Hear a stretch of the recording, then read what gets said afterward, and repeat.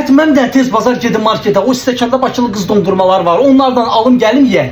Gel sen buraya gel. Ben evde özüm qəşəng sənin için Bakılı qız dondurması hazırlayacağım.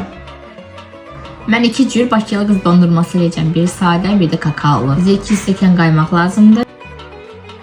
Qaymağımız bərkiyib qataşını kimi qarışdırırıq. Kremimiz qataşdı. İndi isə onunla qataşdırılmış süd əlavə edirik. İndi isə 2 yerə ayıracağım. Bir sadə, bir də kakaolu. Sadəsini ayırdım, qoydum kənara. İndi isə kakaolunu əlavə edirəm.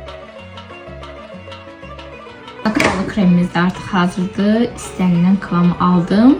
İndi isə bunları qablarına dolduracağıq. İlk olaraq ağ dondurmadan başlayaq.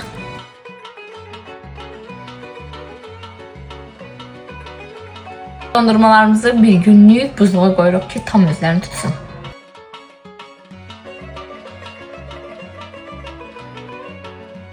Çox qəşəng çıxdı.